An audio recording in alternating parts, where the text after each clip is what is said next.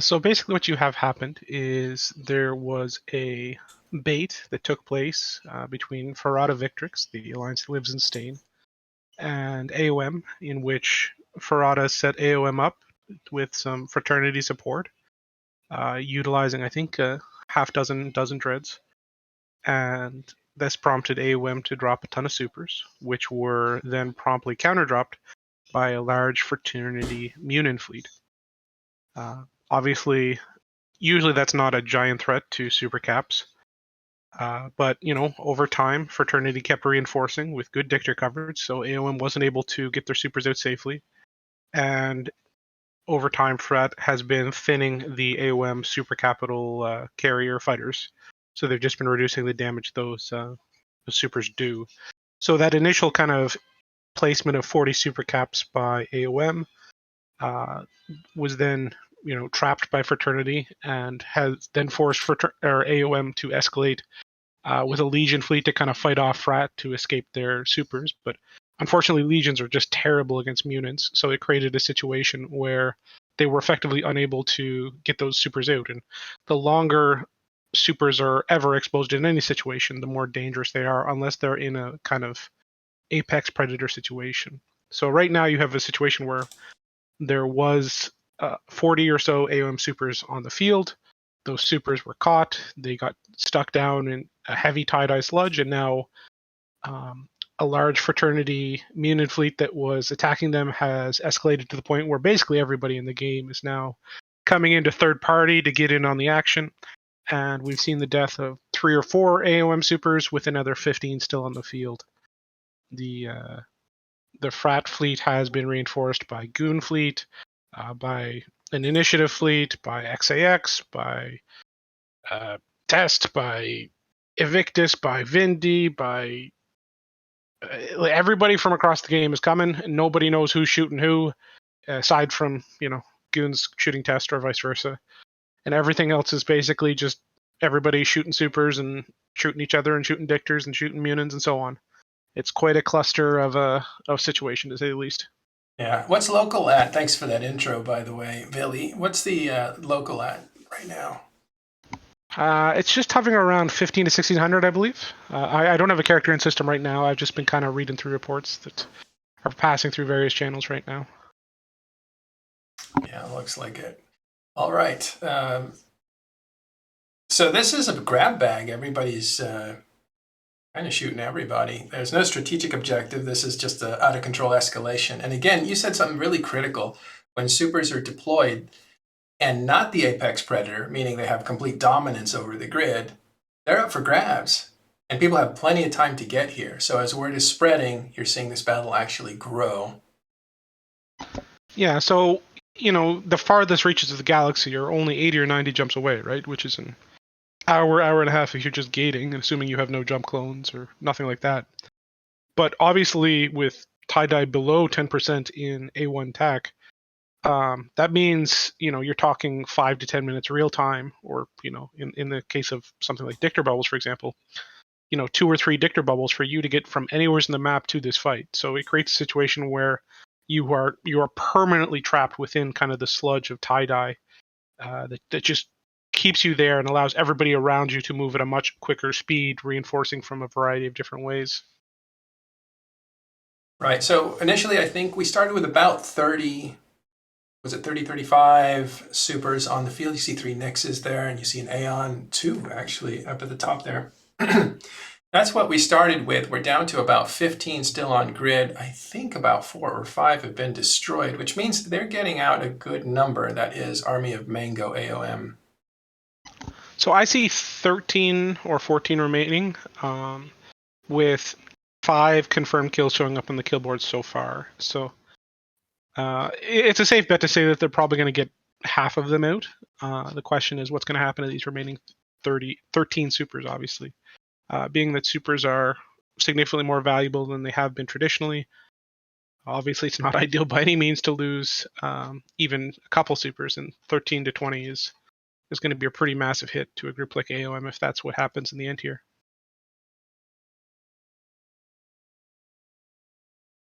Yikes. Yeah, that is going to end up being a painful day for them.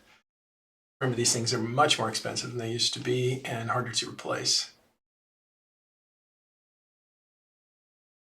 Sully, are you in there? Not yet. You're on your way. Unfortunately, the tie-dye sludge of the system extends a couple jumps out in each direction, I'm told. So even as you approach, you're looking at 2 to 3 gate jumps of super heavy tie-dye just to get in the system as well.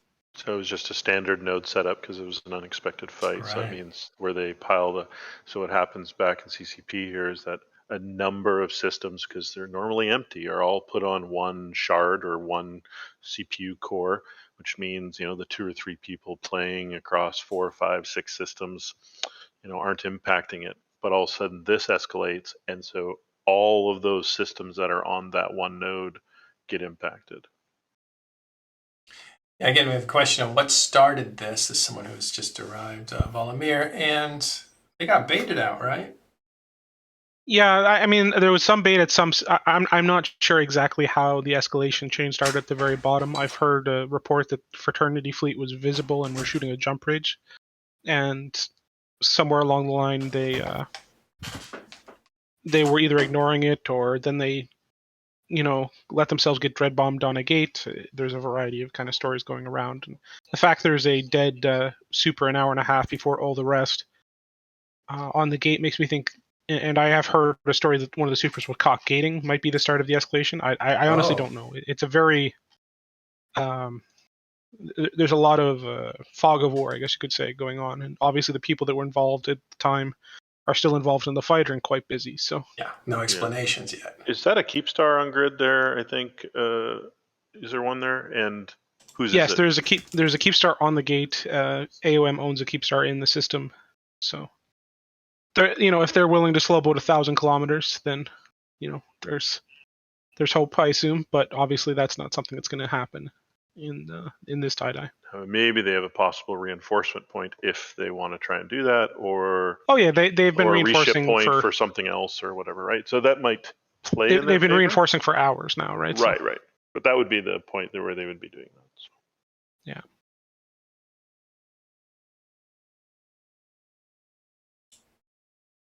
All right, camera courtesy of Vex. Go ahead, Abby.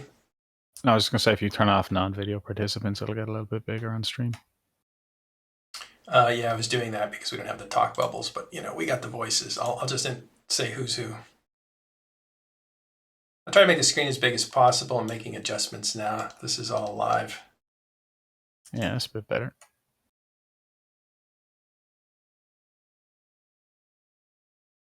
I think the big narrative here is this is an opportunistic fight. There aren't necessarily allegiances at work here. There is rivalries, though. Like the biggest one being AoM, the people in trouble here with supers that are exposed and being either tackled or rescued. Is it? I wouldn't say at war, but they are enemies of Fraternity, who is also here. And who's lining up with who in this fight?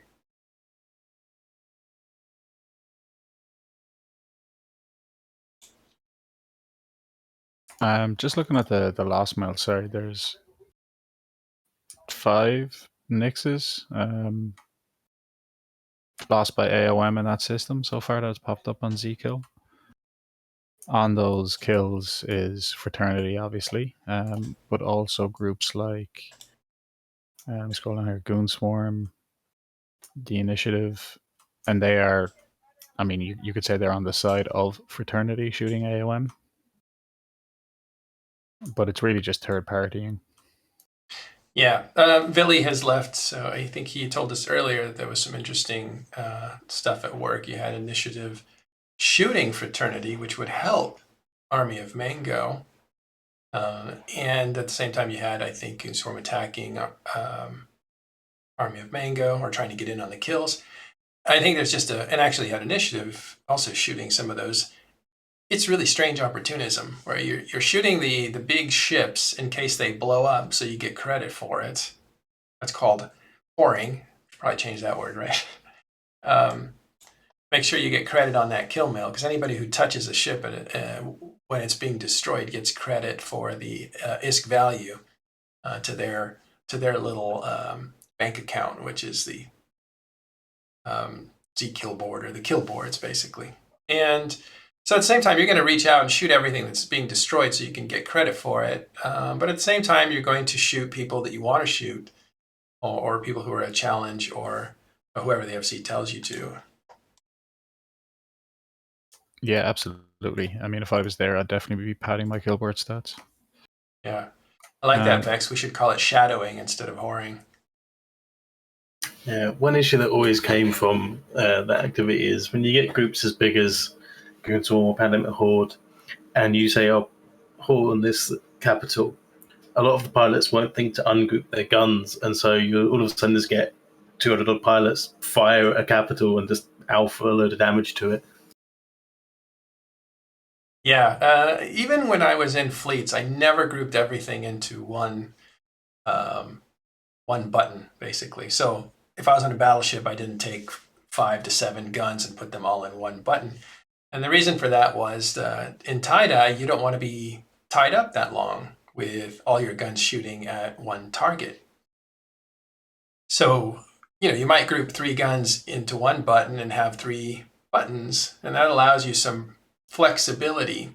And if you're putting all the damage on one ship anyway, you just push the 3 buttons, with a gap of time, so you can cycle one, and in the middle of that cycle, you hit the next button. In the middle of that cycle, you hit the next button, and you always have a gun free. And this allows you to take advantage of moving your target preference instead of being tied to one cycle for 2 to 3 minutes.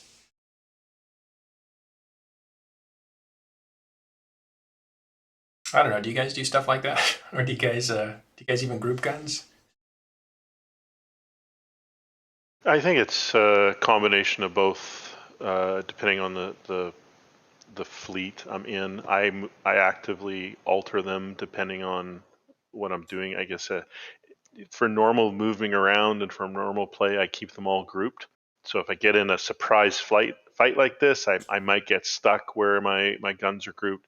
But normally, I'm fairly aware of what we're doing and the type of fleet I'm going to be in. So I have different arrangements. Sometimes I have them all ungrouped so that I can hit multiple targets, whore on multiple targets, or whatever it is I'm doing, or pick multiple. Maybe I'm shooting subcap drones, and so maybe I might just I know that's the role I'm going to play, so I might want to group them in pairs of 2s or something and whittle down multiple of them at once, because drones are a bitch to shoot. Sometimes they come and go, and so you don't want all your guns locked on one target and it flies off to another target out of range, or gets recalled or something like that. That's no fun doing that. So that's my playstyle. Yeah. Well, Adrian's out there. How you doing, Adrian? Good to see you. You remember him from writing the newspaper for Talking in Stations in Game. We've put that on pause as we've been focusing on content creation. At least the new CEO has. And but he's asking who's fighting out here, and it's a big mess, really, right? We have basically you have AoM that it appears had a super in trouble. They dropped more supers. This is the middle of their territory, after all, and they got tackled. And the delays have allowed everybody to come over to this fight. When supers are tackled, especially these days, that's a big signal to come and get some kills. So there's a big free-for-all, really, that's going on.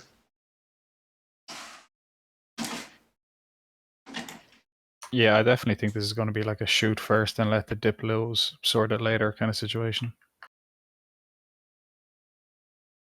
He left his mic on. Live streaming, all the fun.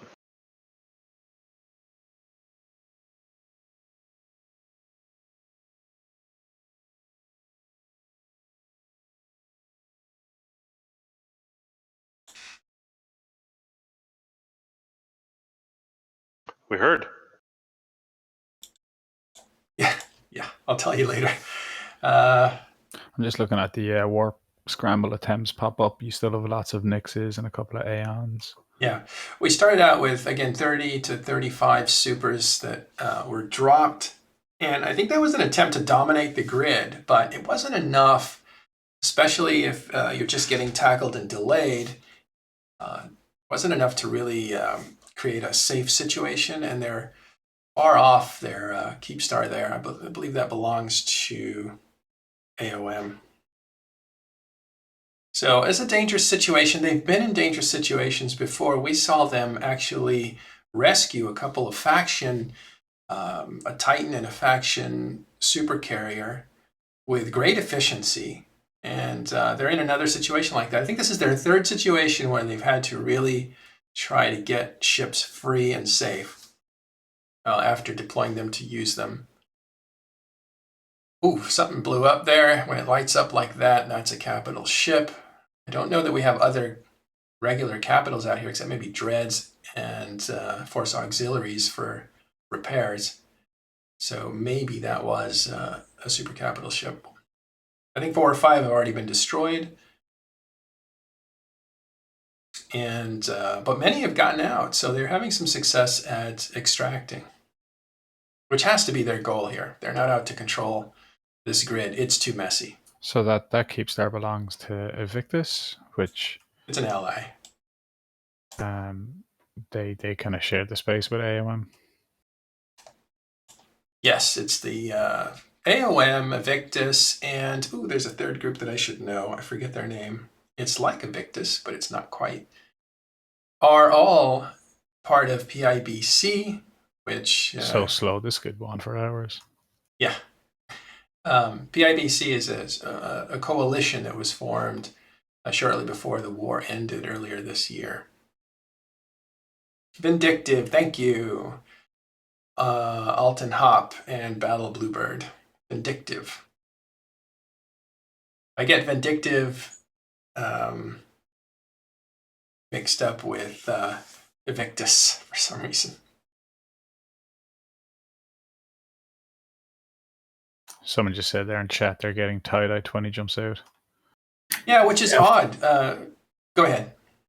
Yeah, tie-dye, it's very random because you might find that one node has 3 or 4 systems around it all together, but it also might have one that's in another region. It's just the way the downtime allocates them.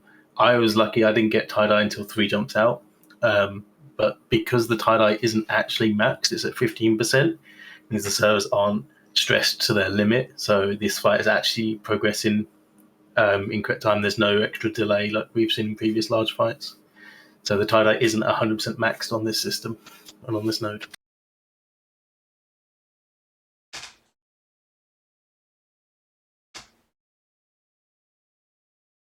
That is Sully that just spoke there. No, the mic isn't new. If you're hearing echoes, I'll have to check my sound. I haven't broadcast in a while, so I'll need to check my equipment and see what's going on. I apologize for that. I should talk less.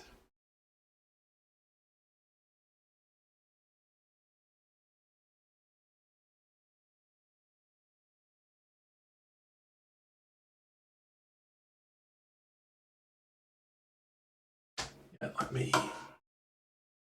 There, I'll make some adjustments, and you tell me if it's improving. Again, this is just a technical challenge here. This is slow motion, as you can see, because we are in time dilation, which stretches out time. Everything goes in slow motion, bullet speed, really, in EVE Online. And here again, we have AoM in trouble. They've had 30 super carriers, which are very expensive these days, about 70 billion ISK. And if you want to translate that to either real dollars or man hours of gameplay, it's a lot. I can't do the calculations right now in my head, but it's a lot. 70 billion is a lot. And they have 30 of these ships out here, many of which have gotten out, at least say 10. 5 or 6 have been destroyed so far. And there's still about 13, maybe less now, out there that are trapped. So they're trying to get those out.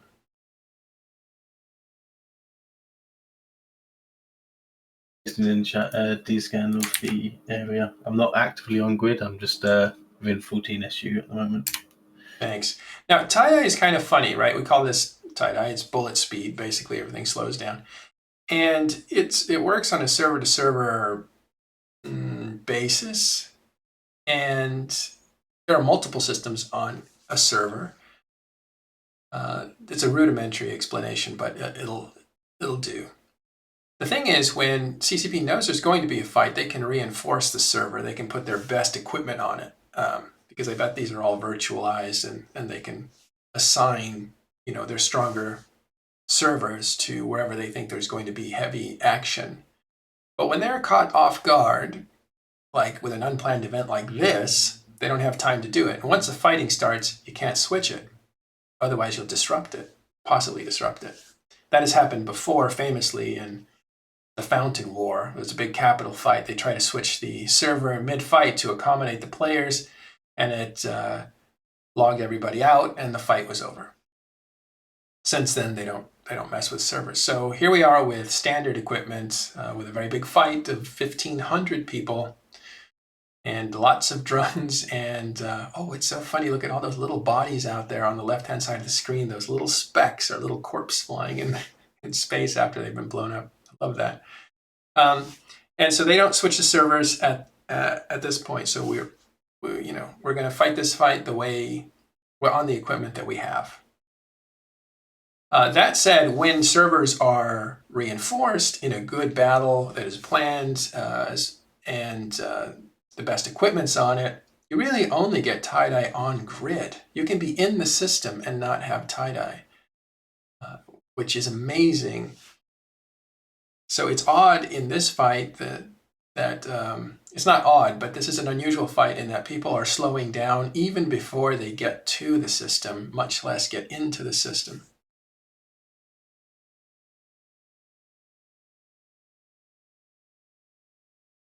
See a little fleet there at the bottom. That looks like a mismatch of, it depends on standings. So these standings are going to be a little bit messed up. We're looking at Vex's screen, so his coloration of the ships that we're looking at depends on his preferences.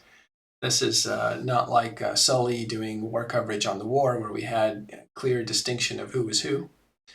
So you may see orange ships, you may see blue ships, you may see yellow ships, and those are all according to personal preferences of the camera guy. Question, we'll get you, we're going to refresh the information as we get it. There's people who are just starting to watch. This started, we assume, with, we heard, this is just a rumor though, that AoM, Army of Mango, this is their territory, was moving a super capital ship, and it was caught. This might have been a rescue attempt, but what we do know is that about 30 super capitals jumped into this situation, whether they were baited in by a group using maybe some dreads or something, or they were trying to help one of their colleagues. We don't know exactly. That's still blurry, and all the people that know are still involved in this fight. But what we do know is that 30 supers from Army of Mango were trapped, and word got out, and you're seeing a lot of people from all over the galaxy come here to try to get in on some of that action. About 1,500 people have arrived. You have groups like, why don't you guys tell me who's in there? You guys have a better idea than I do.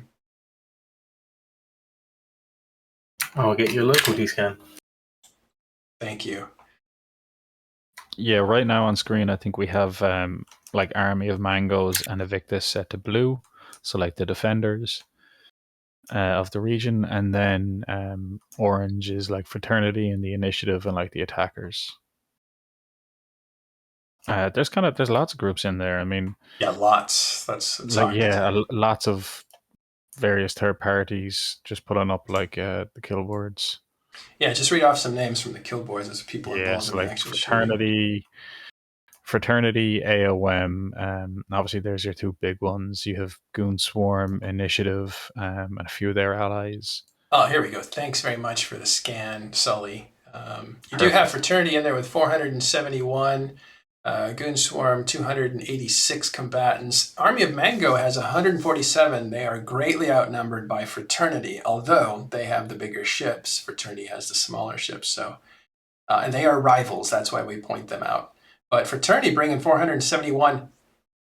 Hey, Fraternity, that's a lot of combatants. Would like to have seen those in the war effort. Where were you guys? Come on. So I can confirm that Goon Swarm are in fact attacking Army of Mangoes.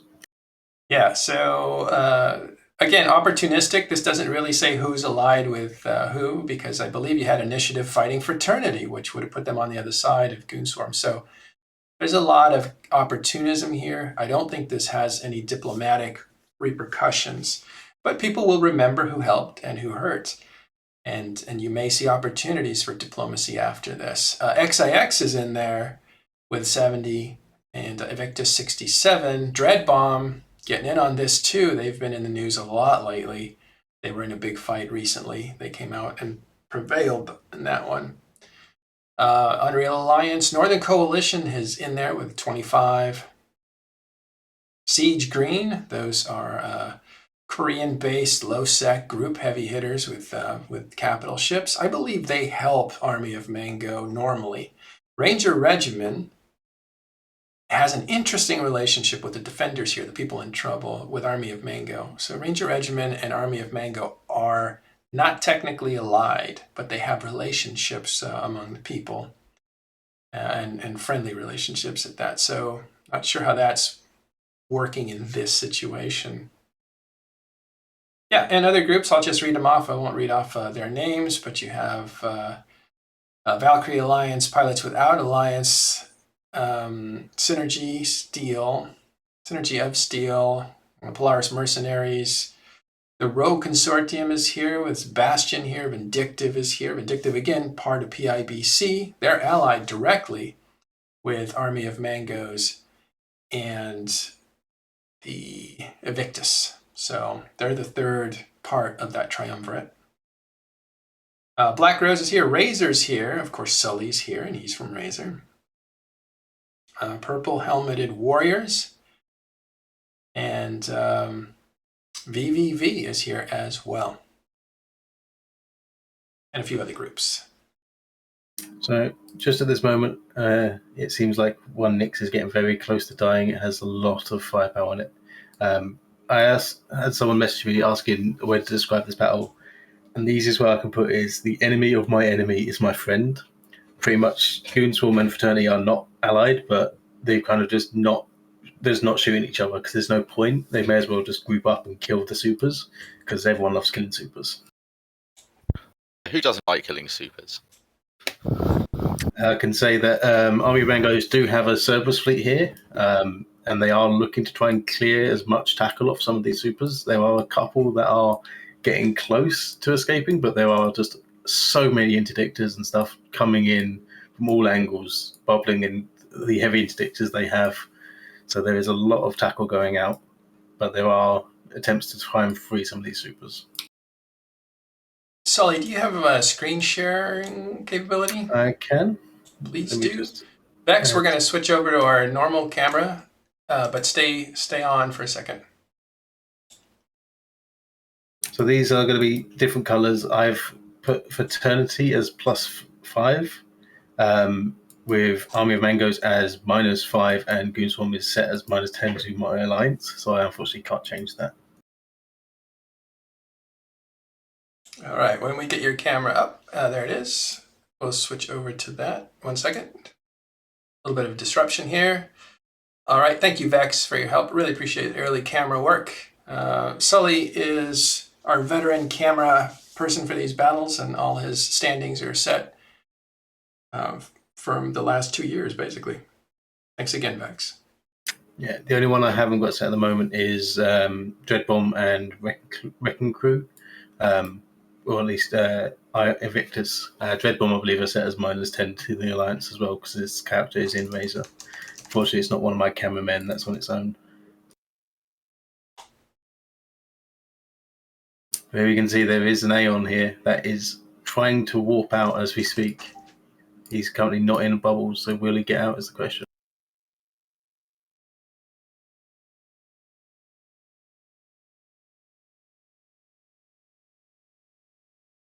Wow, I actually saw something. I saw those bubbles get smaller, and I was like, are we going back in time? Is tie-dye so bad that we're actually going back in time?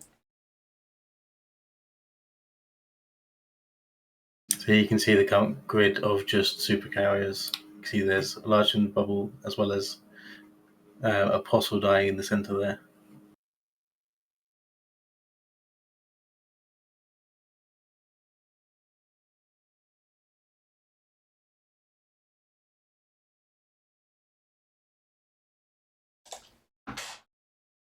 You're watching a big fight happening in A1-AUH, that is the middle of Esoteria, the home of Army of Mango. They are in trouble here. They had about 30 supers locked up and trapped in space. They are under attack by various groups, including their rival Fraternity.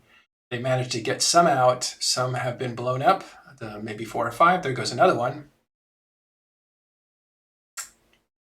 Oh, what was that blew up there? Was that an Aeon, you said? I believe that was just a subcap, but with a really big explosion. Oh, yeah, sitting right on top of that Nyx, so it looked like it was starting to go up. Yeah. So one interesting fact is these supers are trying to use the micro bombs from their fighters, from their heavy fighters, to try and clear some of these dicta bubbles. It's a very effective way. You basically bomb yourself, and it'll try and clear them in the grid around you. It doesn't work for heavy interdictors, and unfortunately, that Aeon that almost managed to escape did in fact get pre-bubbled, so he is now trapped into more bubbles. Yeah, you can see why at least Randolph from Pandemic Legion, their former leader, said his favorite player on the field is always a heads-up hick pilot. That is a heavy interdictor because they can really play a key role in situations like this. Yeah, so here we just saw the Nyx change skin, which meant that it had passed. So there's a Nyx explosion going to happen in the center of the screen here. And likelihood is these groups will move to the next closest Nyx. As you can see there, the Kikimora fleet is already starting to nuke him out. That fleet is the bottom right corner, right? The Kikimora fleet, I believe, is this one. Yeah, so this is the Goonswarm Kikimora fleet. The bottom right is I believe this is a Fraternity fleet. They're both Kikimora fleets. One Fraternity, one Goonswarm. Yeah, the shape looked correct, but I was the wrong one. But the big fleet here is going to be Fraternity, right? And Fraternity's putting down 500 people. I guess this might have started closer to their time zone, but not really. This is out of their time zone. It's probably getting late for them.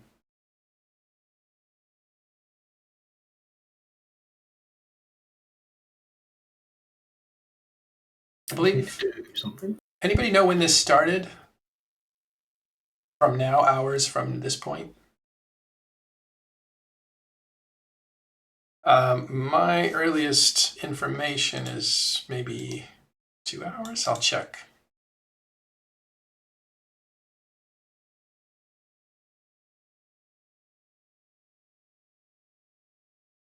No, it's been going on for about 3 hours. Yeah. Well, at least 2 hours, 2 to 3 hours ago. This is not. Oh, there goes a Nyx. I think they're starting to lose ships quicker. I mean, we've seen, 2 or 3 in the last few minutes. Yeah, the big thing with now these supercars, you can see they're spreading in different directions. Starburst is the most effective way to try and get out, because that way you don't have to worry about everything in one area. Ships have to move to reposition, as well as if they do run out of dicta pilots because you have killed them all, then you are able to actually extract 1 or 2 supercarriers. So that's their goal here, is they have already committed some to death. They just want to try and save as many as possible. Right. So Starburst, as you can imagine, is everybody run in a different direction. That way, if these, I'll put an analogy on it, if these cowboys are going to rope the cattle aren't in a herd. They make the cowboys have to spread out and chase each calf individually. And that takes more of an effort, better coordination, and more experience on the part of the cowboy pilots. And as for example, this Nyx pilot here, He currently, I'll call him out because you never know, he might get killed. He is only on the edge of this bubble, meaning if this interdict bubble was to suddenly go down, if it expires or it gets destroyed, he is not tackled. So he could theoretically jump out at that point. However, if he gets rebubbled, then he will, of course, be stuck. Yeah, But he's almost managed to get out. Can you get us a better angle so we can see how close he is to the edge of that? Yeah, there you go. Look at that. Front half of him is actually beginning to exit. Yeah, and the center point is really the marker, right? So you just got him killed. Yeah. So there comes a saber from Fraternity, Joan KO, and bubble directly on him. Glad we could help Fraternity. If he doesn't have really a smart useful bomb, stream metal. See who to bubble. If he doesn't have a smart bomb, then he's now directly in the middle of another bubble. So he has to now continue on the slow boat. Oh, and look, there's another Fraternity one going up there. Yeah. All right, well, that AoM pilot is going to be upset. But that was a good thing to point out, is they're starbursting to try to escape. This is a full extraction mode for AoM. They're battling to save their supers. Each one of these cost to build now 70 billion ISK, which I don't know offhand how much man-hour work that is in mining, or how much equivalent to real-life money it is. That those things have various dependent points. But it is a lot. It is months and months and months of work, each one of these ships, to get into it. Yeah, for a solo pilot to earn the kind of money to build, or to mine the kind of materials to build a super now, it is quite a large undertaking, even with multiple groups. I'd say an average sized corp may be able to build one in 2 or 3 months, given the price of them. But right now, they are still more expensive to build in terms of material input than it is actually worth in value. To answer your question there, chat, 2 to 3 hours ago, this battle started. Our earliest reports were 2 hours ago, but it may have started about half hour before that. Do we know exactly how it started yet? It started with a roam mackerel. Norris took a Drake Navy, roam into Esoteria, and AoM then dropped supers on it, and it quickly escalated. That would have been about 2.5 hours ago, because we pinged the rest of Frat about 2.5 hours ago. All right, that is Luke Ananin. Can you just introduce yourself? Yeah, so I'm I'm an exec fraternity for the non-Chinese part of fraternity and the military director of Winterco. So unfortunately I was at work when this kicked off, so I've been tracking it all afternoon. Great. All right. So once again, do you mind just telling us how it started and what's going on? Yeah, so the information I have at the moment was we had a new doctrine that Norris wanted to take out and have a play with. So it's Drake Navies, he took him down to Esoteria, and AoM basically tried to drop supers on him on a gate. And then it obviously kind of rapidly escalated from that point to what we see now. And obviously everyone else now gets involved because, 20 to 30 supers tackled is quite a juicy fight for a Friday evening in Eve. Oh, absolutely, yeah. So this very much was Army of Mango meets Fraternity, and then it blew up to third parties. Yeah, exactly. Yeah. So there we see one of the AOM's There we have news. Go ahead, Sully. Yeah, so the AoM missed his name, but he was able to get out of bubbles and then just immediately jumped out. So he had enough cap to jump out. Because one tactic typically is to nuke all of their cap off the supers, or nuke them down below the 75% threshold needs to jump. So that way, even if they get out of bubbles, the only way they can actually escape is by warping.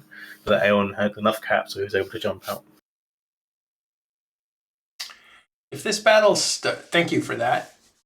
So Army of Mango gets to keep one more super. People are saying this started 3 to 4 hours ago. I thought it started 2.5 to 3 hours ago, and so did Luke. But yeah, so the ping went out 2.5 hours ago at this point. So maybe closer to 3 if there was a little bit of fun and games before everyone was pinged. But yeah, I don't think it was 4. That's okay. We have a good idea could be wrong. of what's happening here now. tie-dye, again, this bullet speed, we call it, or tie-dye in EVE Online, has slowed everything down. So what you're seeing happening is all in slow motion because there's about 1,500 combatants on the field. Yeah, top line now is at 13%, so it's still not maxed out. It's at the maximum of 10%, so it is still, the server is still performing brilliantly, and even though it is slowed down, it is still not missing anything. Getting into the system was actually very easy because everything was just kind of happening at the correct time. Yeah. Luke, do you know, or can you tell us what percentage, have a guess, I guess, what percentage of the field is helping Fraternity destroy things? I honestly don't know. I'd have to look at the numbers of everyone. Right. But there's a fair chunk that are obviously blue to Fraternity, like the NC fleet, and then there's other entities that have obviously come down to get into fights. I mean, people have seen goons kind of shooting the supers because, why not shoot supers? Why not? Yeah. I'm sure it will no doubt end with a big brawl at the end. I'll be willing to bet that extract. the only ones here to actually help for Army Mangoes is Army Mangoes themselves. Well, their allies, Evictus and Vindictive, are here too. We did hear that Initiative was shooting Fraternity, but that might have been opportunistic as well. It's always interesting in these sort of fights, right? Because it kind of standings are there, but they kind of go out the window, and there's always pilots that will take opportunities to shoot different people. Yeah, and kind of deal with that at the end, sort of thing. It's almost like instead of thinking this in terms of one side or the other, you think of it in terms of the big ships go first, and then it goes in the order of whatever's most expensive. So really, people are just shooting everything they can. With the exception of Fraternity and Army of Mango shooting each other for sure. And one common thing you get in big fights like these is old grudges of players that used to play alongside. And you'll just find some pilots will just be like, I'm just shooting that guy because I want him to die. Don't care about anything else. Yeah. I've seen that more recently with the Edge of the War as well, where groups have split up and gone separate ways. Like, I'm going to shoot that guy because I just don't like him. Thank you. The North123 says the biggest disadvantage AoM is it's 1:16 in the morning there, and tomorrow's a work day due to the Chinese holiday arrangement. I said earlier that this was very late for the Chinese players. Army of Mango are Chinese players generally, and so are Fraternity generally. So it is late for the bulk of their fleets, 1:15 in the morning.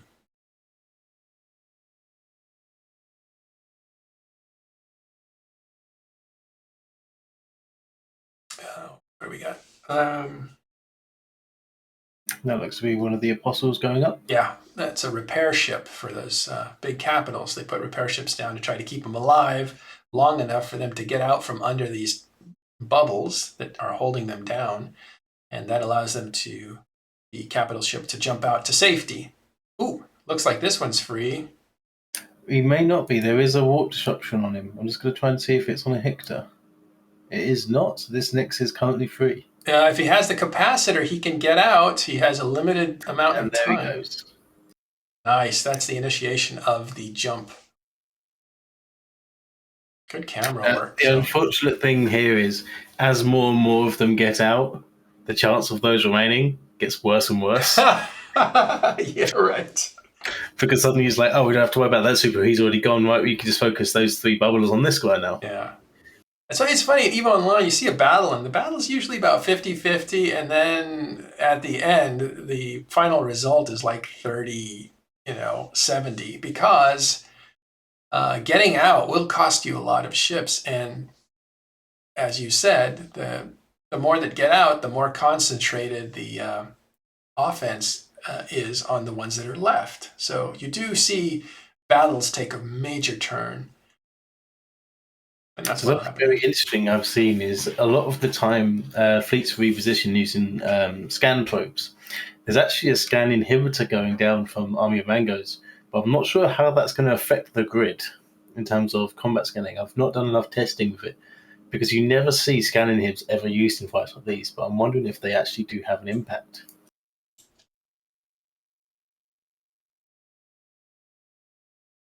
Yeah, scanning inhibitors, correct me if I'm wrong, these are relatively new. They've been in there for a while, but they've never really been used. So just checking there, it will disrupt probes within 30 kilometers. So it was launched, I believe, from this super. So the only real benefit here was that super that launched it is from him. But we do see another Nyx has managed to escape down the bottom there. Yeah. So he managed to get out of bubbles. They look like a comet when they leave. This really says something about Army of Mango. Being able to get out of this mess is impossibly hard. I think you have to have some pretty heads-up pilots. Yeah, the joyous thing with tie-dye is that because it just everything is slowed down, you don't have to have those quick reactions.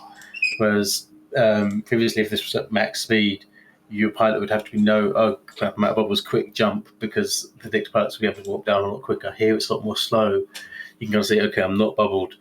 When this bubble goes down, I can initiate jump because you've got minutes to decide this. But with it being so early for them as well, it really will be getting told because these supers could be here for the next 60 minutes or so. Because of how slow things are. One technique is if you can't control the grid with power, you menace the opponent by trapping them as long as you can. And this makes their commitment to the game not 1 hour or 2 hours, but 4 or 5. And that becomes a real tax on the opposition. So one team may have more power, but if they are trapped for hours, that affects their actual people who are playing. And that whole technique is called waterboarding. And I didn't explain it very well, but if a group drops a bunch of capitals and you can't possibly compete with that power, your goal is to capture them and hold them on the field as much as possible because they can't walk away from their assets, their ships. Those are expensive ships. And so their commitment to that game session is a long time, as long as they can be trapped there. I've seen this discourage some really advanced players saying, I don't want to fly capitals anymore because I want to be able to walk away from any ship that's caught. Yeah, it's another just popped. What was destroyed? Nyx? Caught up yet, but I believe one just died. Yep, it's the one center screen at the moment. Okay, so we'll see it explode.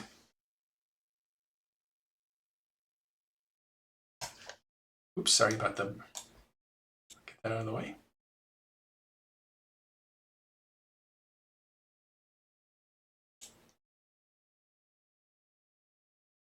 All right, waiting on that Nyx to light up. You can see the small explosions all around the ship starting to happen.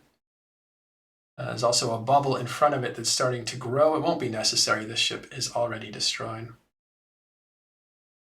And you can already see the combat from these sub-capital fleets now is moving to the Nyx in front. They're just going to be hopping from Nyx to Nyx, neutralizing them and dealing as much damage as possible. Yeah, those little specks on the left that are moving up are the fleet that just destroyed this Nyx here. That fleet will take on that Nyx that's at the top of the screen there, as Sully was just saying.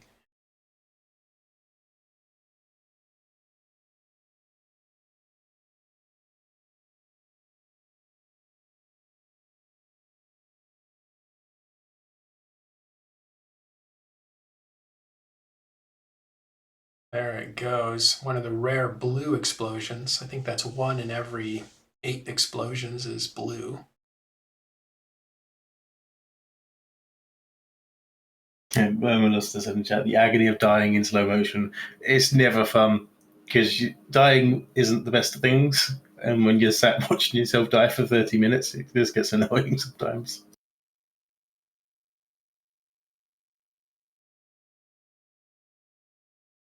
That's a heck of an explosion. 3 concussion waves coming off that thing. Those don't do any damage to ships, but they look great. Yeah, there used to be a time when Titans used to explode. They used to deal like 5,000 damage to ships around them like a smart bomb. I love that. Which was great in all realism, but also created so much load on the servers. When Titans would die, you see tie-dye jump.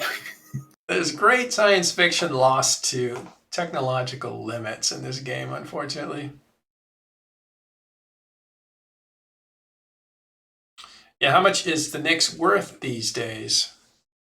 I think a fitted combat Nyx, you'll probably be, with refit and, cap charges and a Nesta and things like that, you're probably looking at about 40 to 45 billion fully fit. All right, what about just the hull? Hulls go for, in low sec, they're about 28 to 30. In null sec, you're probably looking at about 33 to 35 for just the hull and rigs.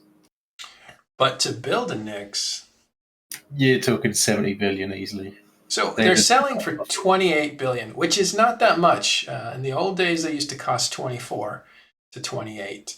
Now they're still at 28. Why are they so cheap if they cost 70 to build? Because no one will pay 70 for them. Pretty much, it's just everyone's, especially with the war, people are trying to sell their excess supers. People had 2 supers, 2 Titans, things like that. Everyone's trying to offload them, trying to get some cash together. And at the moment, it's not the easiest thing as well. Moving supers around is dangerous things because there are some low sec groups that are brilliant at hunting them. Null sec just isn't safe. So with like entities moving around, things like that, so people just aren't using them. They'd rather just sell them out of coffers, and so the amount that hit the market just drove the price down to what it is. I mean, before the industrial changes, though, there was about 12 billion for a hull. So, right. For those that don't know, we went through about a 3-year cycle of what was called abundance. Just by players, it was called abundance, and it just meant that players had figured out ways to mine a lot of minerals, and so all those stockpiles of minerals would flood a market and just crush the market, making the minerals useless. So instead of selling all of it, they decided to build these big ships, which are expensive. But so many people and so many minerals were being put together to build these ships that their value dropped as well over time. So after about 3 years, 4 years, these Nyxes were worth 12 billion. CCP made some changes to what goes into them, and that has made their build price go from what was 12 billion to something like 70 billion. But of course, there's still a massive surplus of these ships, and so people are selling them for what they can get, and that's only about 28 to 35 billion. Depends on what region you're in, because these are hard to move, and you don't want to lose it in you don't want to lose it traveling, so you'll sell it at a discount so you don't have to move it, and people will buy it at a discount if it's in an area where it's not desirable. So right now we can see as well on the screen that starburst effect. You can see there's 4 supers all together, and the cluster of bubbles around them is intense. But you have one AoM currently off on the side, who's only got a few lone bubblers on him. On the left side, he's just drawing them away. So his chance of getting out is slightly higher than these in the group. However, there is some AoMs that are getting very close to the edge. So these bubbles are dropped by certain kinds of ships, and they surround an area, as you can see. And if a ship is in that area, it cannot jump out. How can these big ships defend themselves? Against these smaller ships, the only real effective thing you can do is fit a smart bomb that will help clear these bubbles, or using your heavy long-range fighters to bomb yourself to clear them. Fighters do eventually start to chew through them. However, with this grid, fighters will be either killed very quickly, or the ships will be able to get out of range and just warp out. So you're pretty much at the mercy of either smart bombs or bombing yourself to escape. Right. This is why subcapital ships are always committed when capitals are on the field, because the subcap ships can clear these bubbles quickly, and they give options to the capital ship pilots. And that's by design. So here we can just see there's a broadsword from Fraternity, adequately named Bomber Spy. He has currently got a Hector point on this AoM. So no matter what happens, he will need to kill this ship or disable his point to escape. And he's flying out of smart bomb range, I assume. You can see he's wide. Yep. He will be orbiting at about 20 to 25 kilometers, and pretty much will just sit around there the entire time and keep this ship permanently tackled so it can't leave the grid. Right, so a HIC is a heavy interdictor. It's got a beam device on that capital ship. It's trapped it. It can't go anywhere. And the only way for that ship to get out is for that HIC to be destroyed. But it's out of range of a smart bomb, which is good piloting. So this is when you need a sub-capital support team to come and take that ship out to free you up. Yeah, so we're seeing here the army of Mango's fleet is currently repositioning. I wonder if they're going to go and try to get rid of the tackle that's on that super and try and get him out. Yeah, this is really opening up in a nice way where we can see tactics at work. It's instead of one big blob, as Sully pointed out earlier, you're starting to see little theaters of action in different places. One is the ships that have gotten out have made it harder for these ships that were still trapped. They're under much more scrutiny now. And also more people have arrived. And that's kind of how these things work. Get out early, or you're not getting out at all. Yeah, Ashtarothi brings up a point. There is a ship called the Command Destroyer, and one of the things that it can do is warp everything around it far away. And so those Command Destroyers, except they can't move capital ships, which makes an interesting defensive strategy of bringing Command Destroyers, putting them next to a capital ship that's trapped by bubbles, and zooming those bubbles away because everything around that ship will go, but it can't move the capital ship. So it essentially is wiping bubbles away from these ships, allowing them to escape, which is a neat tactic that was used. The first time we ever saw that was CO2 in the North when they were at war with NC. That was about 2016 or 17. And they managed to have, they had 20 Titans that were tackled, and they managed to get out 11 of them using that tactic. That was the first time we saw that happen. It was an amazing escape. Yeah. There is a defense to bushing, which is to be scrammed. So often what you can do is if you have a friend there with you who's in fleet, who's nearby, and if someone comes in to boosh the HIC off, you can have a friendly buddy scram you, and then that will keep you in place and you won't get the boosh. Yeah, that's one. The other one is on a grid like this, you simply scram the Hector pilot if they aren't quick enough. Because of the bubbles as well, it has to walk to the edge and burn through.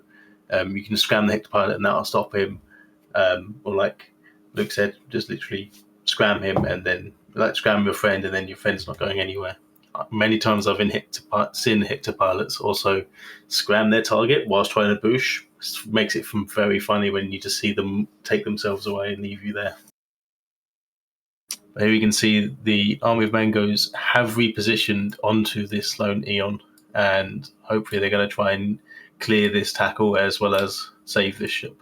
They themselves are getting tackled now. You see that orange bubble coming up around them. They'll be able to clear that and possibly save this Eon here. So we are seeing a Victus Maelstrom that's actually smart bomb fit. So he's trying to go around and clear out these bubbles. Wait, someone disappear. There. Yeah, he just popped them. So here's where we're going to see loads of fraternity pilots get yelled at to try and come and keep this super bubbled. Luke, what are you hearing? Give us the inside scoop from fraternity. No. It's now just clear out as much as could be cleared out, to be honest. Obviously, as the grid opens up and people start starbursting, as you said, it starts to become more tricky, especially when these supers are being killed with subs, right? They're not being killed by dreads. So it's just slow progress, especially in this level of tie-dye. That's a good point. Yeah. Did we even have dreads on the field, or was this pure subcapitals? from a Frat perspective, it was subcapitals. I think Feravitrix put some dreads on early on. I'd have to check the BR. They probably got cleared first. And that's interesting. That's why you're seeing Kikimuras, right? Because they have these these weapons that damage more over time. And those are great for this kind of a fight because they're small ships, they're mobile, they can move around, but they can also together apply a lot of damage over time as they continue to target the ship.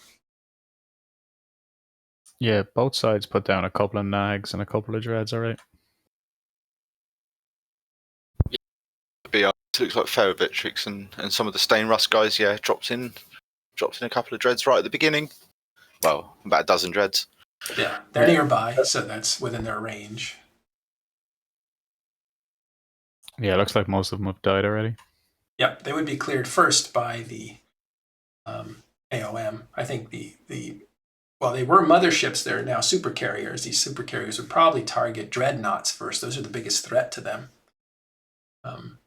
But the people who travel far away, like Fraternity, would not be able to drop dreadnoughts because they wouldn't be, unless they had some stashes around here somewhere. But we assume they traveled from their home territory, which is on the other side of the map. So they needed small ships to get here in time.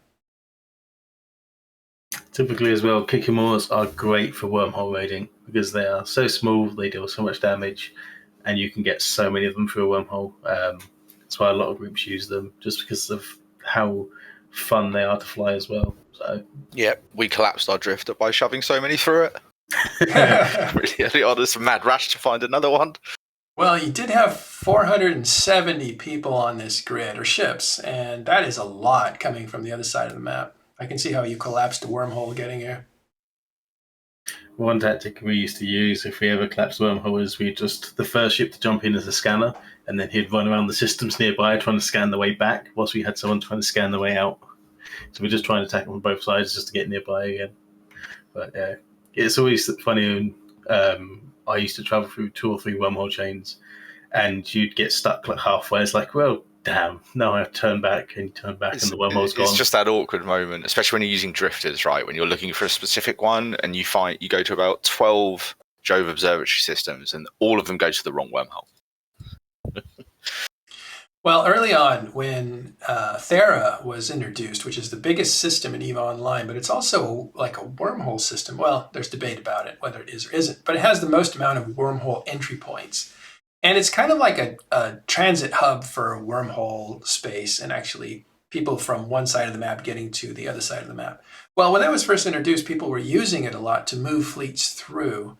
And I think we saw Black Legion, which would have been Elo Knight's group at the time, twice get their fleets cut in half because they weren't proficient in figuring out how much mass was left on a wormhole.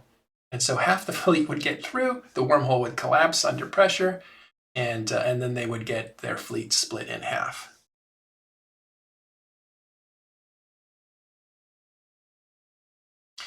That is usually not a problem because the expertise, even in nullsec players, of using wormholes has really increased.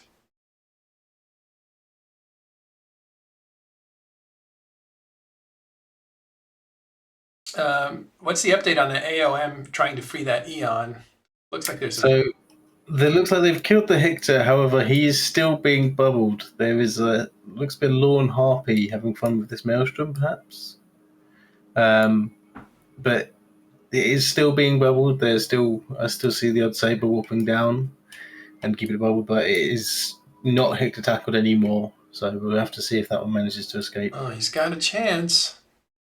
Meanwhile, there's some tractor units being anchored. Oh, tractor beams. That's to pick up the wreckage. Both by Army of Mango, so it looks like this super may have once in its life been ratting, because it's like, screw it, dump cargo.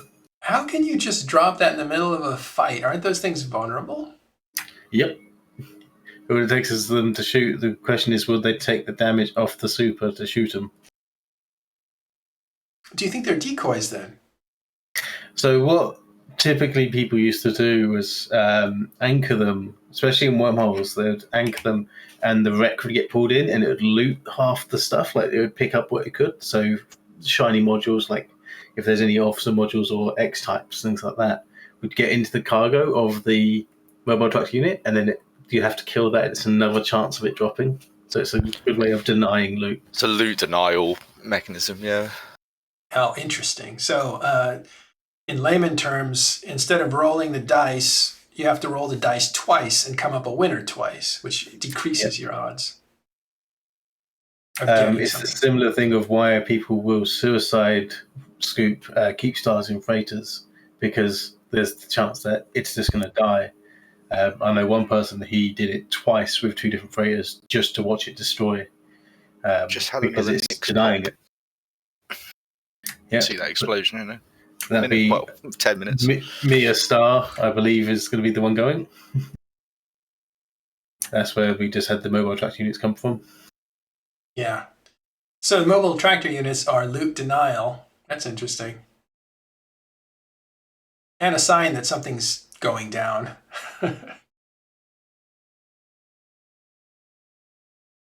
See its wreckage. Yeah. The hull should still be in there somewhere, just doing an explosion animation. Yeah, it's just in there, but because of the tie-dye and stuff, the wrecks appeared, and there's just 3 supers left. 1 Eon off by himself, and 2 relatively close. Right, so this started about 3 to 4 hours ago. There were 30 trapped. Now we're down to, what did you say, like 4? Sorry, I just missed it. 3. It's 3 left. Okay. There's 2 near and then 1 miles away that might get lucky, I guess. Abby, can you count the kill mails? We'll presume that. Yeah, we have 9 so far, and then that one that we're about to watch blow up in slow motion would be the 10th next. Right. That is, I have to say, pretty good for Army of Mangoes to be able to get out more than half. They'll probably end up getting out more than half. And that is a lot for sub-capitals to destroy as well. That is a staggering amount, because these fleets... Just the amount of DPS you've got to pump out to kill a super with a sub is... Yeah. Very good point. You're right. Assuming they've all got their right pods and everything. I believe, Luke, you can get me I believe that's about 3 or 4 dreadnoughts worth of DPS per sub-cap fleet that's here. So that's probably about right, yeah. So I would not call this a victory for AoM. Fraternity definitely took a big bite, especially with sub-capitals. But again, those numbers are no joke. Nearly 500 fraternity combatants. That's just fraternity. Ring that bell. Especially with the war over, you put out the words "supers tackled," everyone's coming. Yeah, a few opportunities to see this kind of action.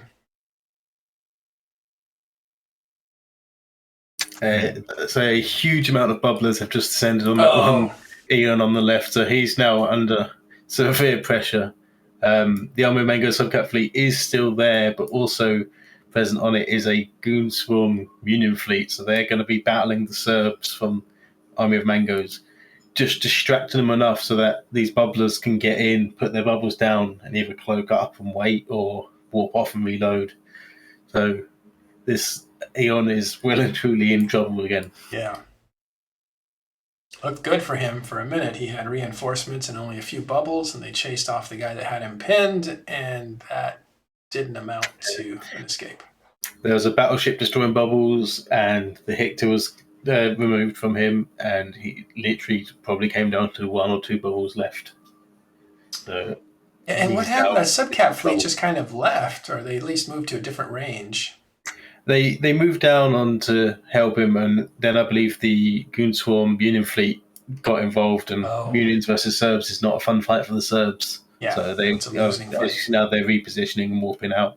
So they got chased out. Very well done by that Goon Swarm Union FC to go and get there just to keep that super tackled and keep the pressure off of those dictators. You can see that orange group, that is who we're talking about. They are moving away because they are being menaced by that red group that was down there next to them. Munions, which are heavy assault cruisers, can pack a punch and are very mobile. And they're in the same class as the Cerberus. However, I personally believe that Munions are just more tankier and able to hit harder. Serbs, I believe, have more range, but unfortunately, in Thailand, as heavy as this, range is not really a major factor because where everything's slowed down, even your commands and realizing, oh damn, they're actually within range now. By the time you realize that and get out of it, it's a long time has passed.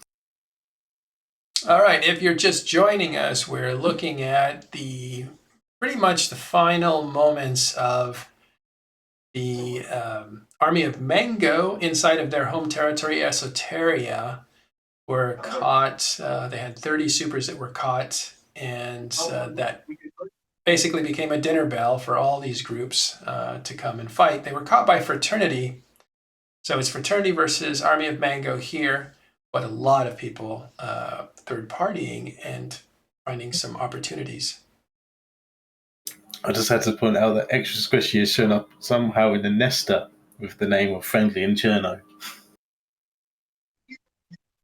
Well, Nestor is the kind of ship that you would have in a super. It would be. Stole it from the wreck. I was about to say, it may well be stolen from the wreck, and typically those from wrecks have 0 fit. So it's full shield fit by the look of it. And he's now in armor, so God knows why, because there is no effect from ships in the space. Some people believe that fitting them full tank is useful, but there's no benefit to that when they're launched. But yeah, I like the Daisy reference there of Friendly and Cherno. So Daisy. So the reason this is a battleship, it's a faction battleship from Sisters of Eve faction. And these are put into super capital ships like a Titan or a mothership or a Nyx that you're seeing here, a super carrier. Just quickly, we are seeing GG's in the chat, and Army of Mango's subcaps are warping off to the Keepstar. Oh, calling it a day. I believe they're calling it a day and convicting these 3 supers to death. Yeah. Oh no. Clean up now. Years ago, there would be the suicide game where you would self-destruct and see who could get closest to 0 if you're in these supers, because these are all Eons, the tankiest of all the supers. So you're pretty much going to be there a while. That would have been, in the older days, that would have been the preferred escape route is to basically log off. And you would have had a timer, but chances were that they couldn't damage you enough before you logged off, your ship disappeared. And you would have survived, but that mechanic was taken away a while ago. Yeah, that's back when supers used to be. I believe an Eon back then was 120 million hit points. You used to literally just be like, "Oh, I'm tackled, log off," and they have 15 minutes to kill you before your ship disappeared. So they added in combat timers and basically the ability that you can be there in a Corvette in a noob ship, firing at them, and they'd never disappear. Changed a lot in terms of super mechanics. And these days, you're just going to be sat here waiting for your death. And so these pilots could probably be thinking, I'm just going to go to bed now and literally log off and go to bed. And they'll come in tomorrow, their ship will be gone, they'll be back in the Keepstar in the station, ready to move on to the next one. It was a lot better. It was a lot better for super capital pilots in those days. Could definitely escape. Yeah, it looks like Army of Mango saying good fight and taking off. They've got to lose about half of the 30 super capitals that were exposed and tackled. I mean, it is 2 a.m. for them as well, or 10 to 2 in the morning for them now in Beijing. So yeah, I guess they probably looked at the grid and went, well, we could stay awake, but if we're not going to actually get these out, why keep everyone awake for another half an hour? Absolutely right. Yeah. I think they had that last-ditch effort on the Eon off to the side, and when that failed, they just kind of went, okay, we can't secure any more. We're just going to be either killing ships and losing ships, or call it there. And I think, like you say, they looked at it and thought, we'll fight another day, let's go to bed, go to work tomorrow. I was explaining earlier that you would see a Nestor, which again is that faction battleship that we were talking about being in there. Those are usually inside of super capital ships in the ship maintenance bay, and they're not really used as escape ships. They are used as ways of changing what equipment you're using on your super capital ship. Yeah.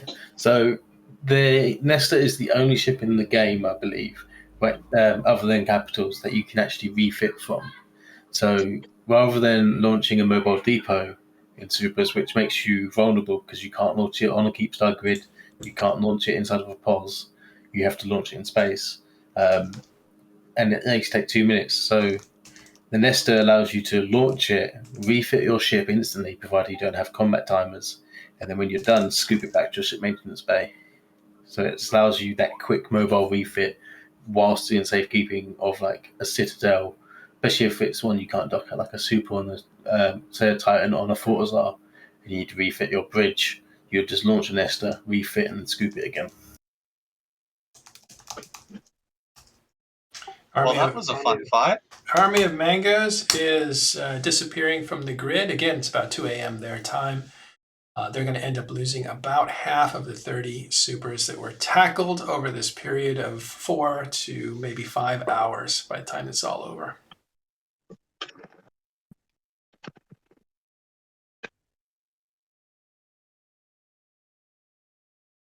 This is maybe the second big fight that we've seen. We'll have to look at the kill boards. And Abby, maybe you can look now to see what the amounts are. If it crests over, it probably will go over. Well, it depends on the actual lists, but this will be definitely over 100 billion, maybe over 200 billion.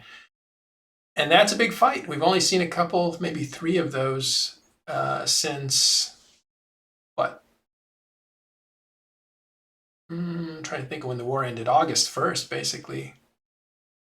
I'd say this is going to push up near 500 billion at least. Oof, yeah, way more. So they are being valued at like 70 billion then? Well, I mean, 30, these supers on the kill board, some are like 33, one is like 42. I mean, multiply 48 that by, on there as well. Yeah, I mean, multiply that by the roughly 12 to 15 they're going to lose, right? They've already lost 10, 11. There's another 3 here on grid. Yeah. So, I mean, you're going to hit 500 billion on this fight just off the Z kill board data, whatever, alone. Well, and this is the biggest fight we've seen since the end of the war. We saw 100 billion. Was that RC? Yeah, I mean, we also had a Revenant drop today. Oh, that's right. We saw faction battleships go down. We saw 2 faction battleships go down. Yeah, those are isolated. This is the biggest fight. No, today, earlier on, the Fraternity... Yeah, they lost the faction super. Yeah, they lost the faction super to basically snuffed out. Oh, that's gotta hurt. Yeah, and that thing on the kill boards is pulling up at like 170, but I mean... That entire fight where Fraternity lost the supers, they were doing an incursion fight, and I believe the total from both sides' losses equate to about 400 billion. I'm not sure how accurate the Revenant's price is though, because the hull is a little bit more. The hull is about 120 to 130, and it was probably showed up as 177 on Zkill. But I'm not an industrialist, so I don't know what they cost to build. It had a very expensive fit. It was officer fit, so. Mm-hmm. Well, again, it's value we're talking about. What I'm talking about is battles that we've seen between rivals. You know, what actually cost. Harpooning whales is a different thing, regardless of how much it adds up to. But we did see, I think it was Wrecking Crew. Who were they fighting a few weeks ago? XIX and Fire? Yes, right. And they took a good bite out of XIX, right? Fire Coalition. Mm-hmm. Yeah, NFC jumped when he was told not to. Oh, is that how that started? Yeah, he was told if you have 80 dreads, you can do it. He had 30 and did it anyway. I guess he was feeling pretty big. All pretty foolish. What happens to an FC when he does that sort of thing? It was an XFC, so I don't know, but they're Russian, so it's hard to say. Gets the keys taken away. Can't drive that anymore. Yeah, I was wondering how that went. How is XIX doing these days? Sully, you're from Razor. Yeah, Razor XXFI, we're doing pretty good. Let's say we got a battle raging just below us in Faith Atlas in this area, so there are fleets going out pretty much every day. We're just about to see that Aeon pop. Its Rex appeared, but the hull is just starting its explosion animation now. But yeah, it's the Raising XIX and Fire, pretty strong. Like I said, we've got good space and we are just getting fights. Panic Horde, now the war's over, Panic Horde are back to neutral and they keep rolling through with Cormorant fleets, which is always fun. All right, so we just saw that Aeon change model types, which means it blew up. I must say, being on dual language comms is an experience. You want to elaborate, Marv, James?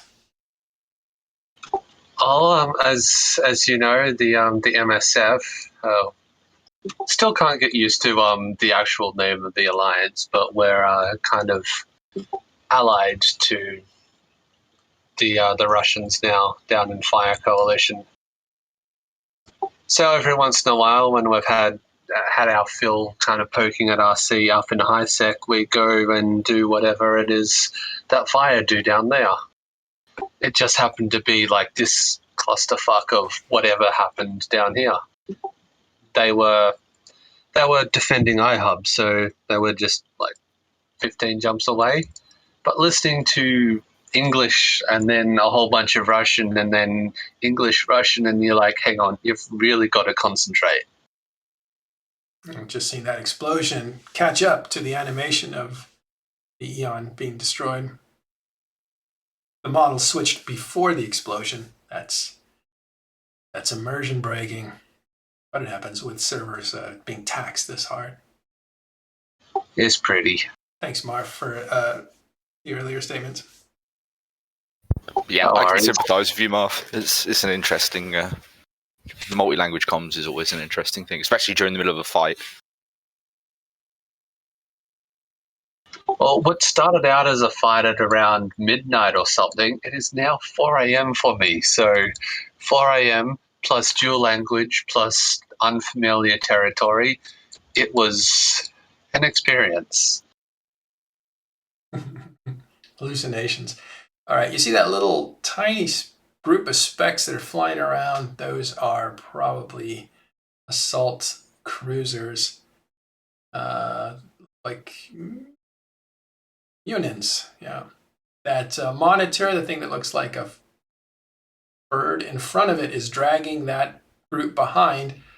That's typical EVE Online. That's the fleet commander ship. It's a monitor ship, and the group will orbit around that fleet commander, and that keeps them all in relatively steady range that can be dictated by one player.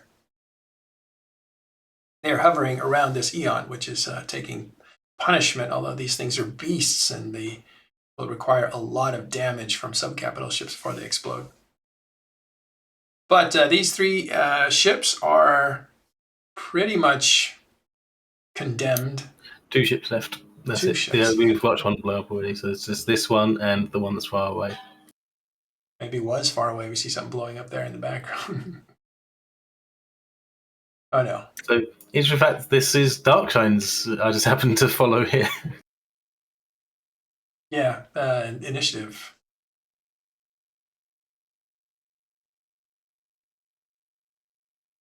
He's way out in front of his group.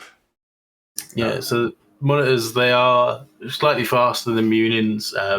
They're designed that way, designed so they can be used in pretty much any fleet, and they have no offensive fitting. So yeah, a lot of people run them with like snake implants as well, just so they're quick, because that way the entire group will stay clumped up, and whether the monitor's away or not doesn't really matter, because the FC will dictate it for the fleet, so he'll move himself depending on the fleet and allow him to position around a bit better.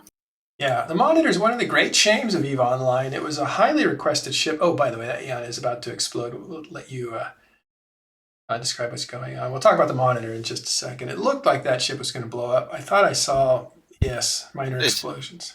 I think it's about half armor. It's got a little bit to go. They have so much health. Comparing them to Nyx's, it's not even funny. Do they clear Nyx's first because they're easier to kill? Yep. Okay. If you pretty want, much exactly that reason. If you want to be in a super that dies quickly, you're in a hell. If you want to be in a super that lasts to the end of the battle, you're in an AoM. Well, So what did I? we're still watching the battle. This is all live coverage. If you're in this channel, understand that you're being broadcast. It's okay. I'm allowed to do that now. How you doing, Don, Maria? Yeah, good. It's nice to see you. Yeah, we're wrapping up the battle. It's funny because you say if you want to die quick, be in a hell. If you want to die, last, be in an eon. Makes me want to be in a hell, doesn't it? Like, so you don't have to hang out till the very end to be killed. In this case, anyway.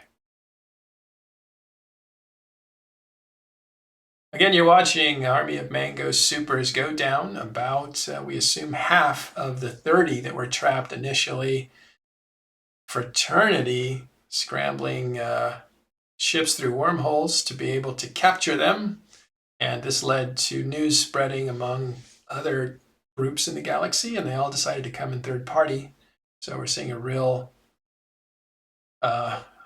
opportunistic moment. This is going to be a huge bill to be paid, about 500 billion, we assume, as the price of these ships has gone up. And yeah, and there it is. That's what's happened over the last 4 hours. Do we know what started this? Because I literally just saw all this happening. Luke from Fraternity, do you want to tell us how this started again? Yeah, so this all started with Norris taking a Drake Navy roam to Esoteria, and then AoM dropping a group of supers on top of that roam, and then it kind of just escalated from there. Really, wasn't a strategic timer, nothing like that. It was just natural escalation and possible overcommitment of supers, I guess. Thank you for the explaining that. Right now, the damage looks like the vastly outnumbered Army of Mango is going to lose about $500 billion, 522 billion so far, whereas the people who are attacking them are going to lose about 140 billion.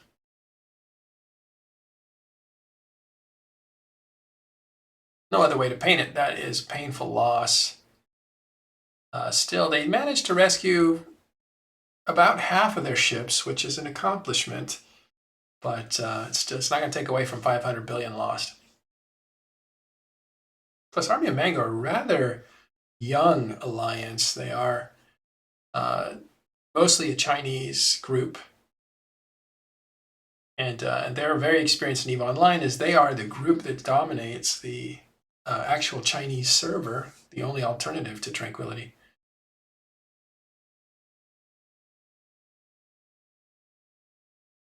Here goes that Aeon. You can see it is starting to explode. I believe that might be structure damage with the black cloud. Oh, it's exploding. It will explode, but is that just structure damage, that animation? It looks really strange. It's usually against black. I would like to say that is the lava core skin, so it looks pretty nice dying. I was wondering, that is it's not its usual gold. It's beautiful color. I believe that black cloud is the structure damage, and I say there is just popped of it. Yeah, that is definitely.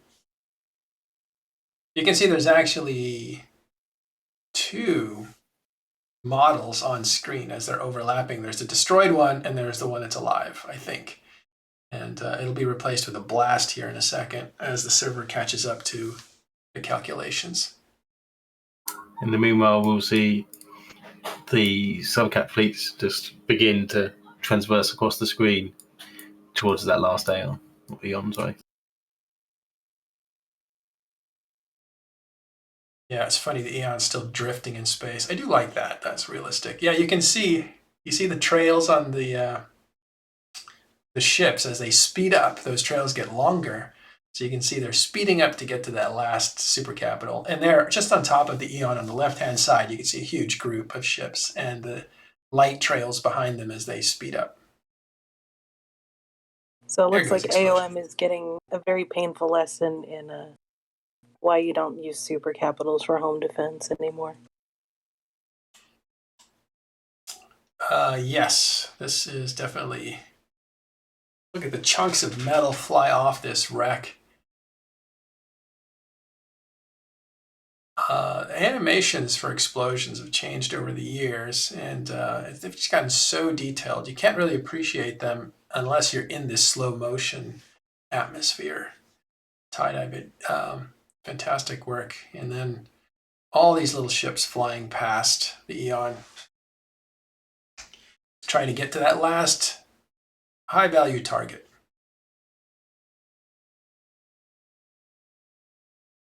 So when I said that AoM was vastly outnumbered RVM Mangoes, they had about 600 on their side, 650 on their side, and the third partiers and Fraternity all had about 1,700. So the majority of combatants are showing up on the kill mails. It doesn't mean that they were always shooting Army of Mangoes, but all of them got in on it, at least a few points, so they could, again, get on the kill mails.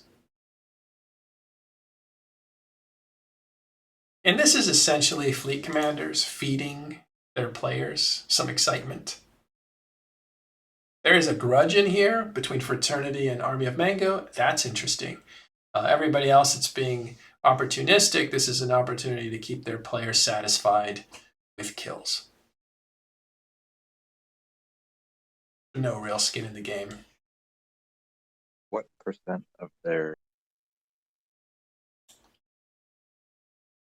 You had a question, I didn't hear it. What percent of their super fleet do we think this is? Those are very closely guarded numbers. But what we've seen, it's not insignificant, but what we've seen in the past is maybe 2 to 3 times as many as were here. But again, closely guarded numbers. Nobody wants everybody to know how much firepower they actually have. Correct, yeah. Unless you have the most. Yeah, unless you have the most. Absolutely, great point. Well, no, even the people with the most don't want anybody to know how many they have.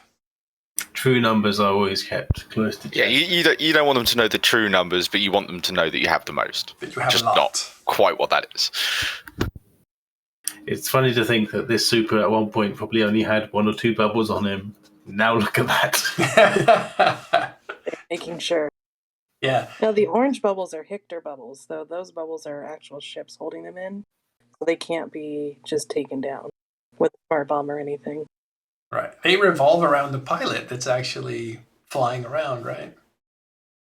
Kind of a funny... Yeah, they emanate from his ship entirely. So yeah, what's going on? Yeah.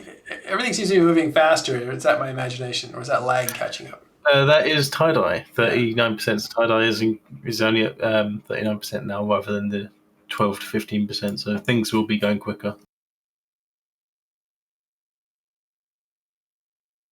Now, are the fleets going to fight after these are dead? That is going to be interesting.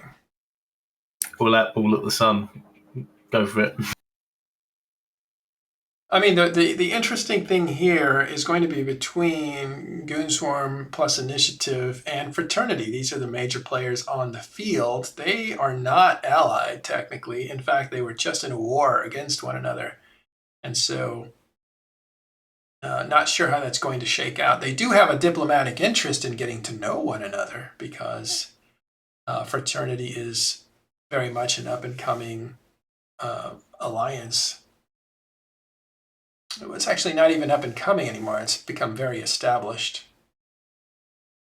They also are in the Chinese and Australian time zone, pretty much dominant in that time zone, which is a key strategic advantage. So Fraternity is not only a player at the table, but they hold an ace, and that is that they can dominate a time zone.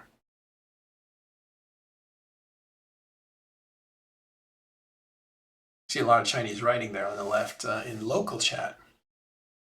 I always like that about EVE Online, international game. Used to see all kinds of languages go through there.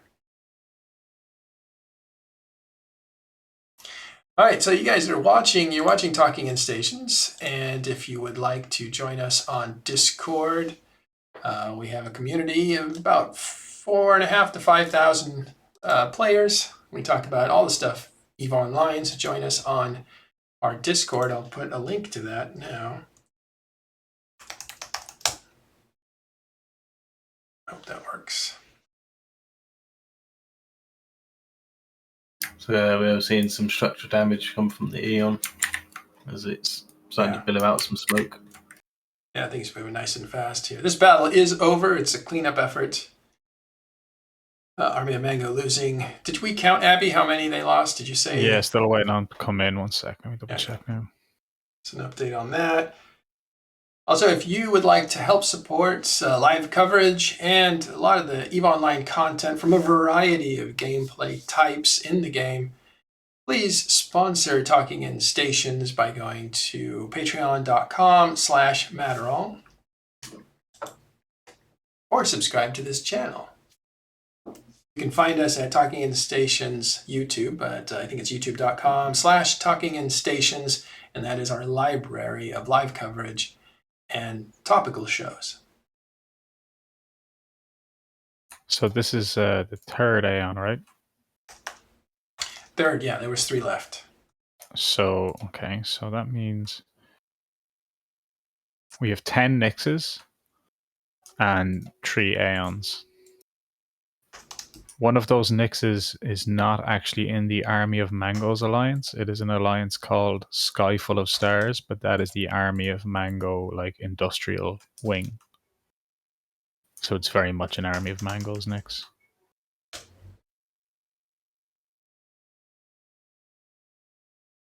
That is the last explosion we will see in a big way. Now, a really dramatic moment here. What do these fleets do to one another? All the big targets are gone. Let's stick around and find out. I see the Keepstar in the background. Is this their home? Yes, this is the region is. Yeah, Army of Mangoes lives here. It's a Evictus Keepstar, but they are allied.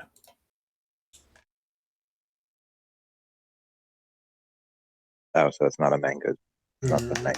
No, but this is their region. They belong to a coalition with 2 other groups, Vindictive and Invictus, along with Army of Mango, own this region, and that is, I believe, an Invictus Keepstar, but essentially it is friendly to Army of Mangoes.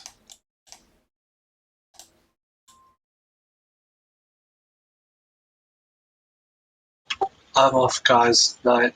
Night, thank you. So it looks like we might be seeing that fight after all. Yeah, real quick, see if you can tell. Oh, somebody's getting out. That's Fraternity. The Condi Union fleet was burning towards the Fraternity fleet, and it's just Fraternity's like, yeah, nope. Looks like they are beginning to leave. Yeah, so they'll get out. Who else is we in are there? seeing crossfire here, so there are these groups are fighting. Again, opportunism. That's what this fight's about here. I'd say they probably looked at the numbers and said, yep, we can take them. Let's go for it.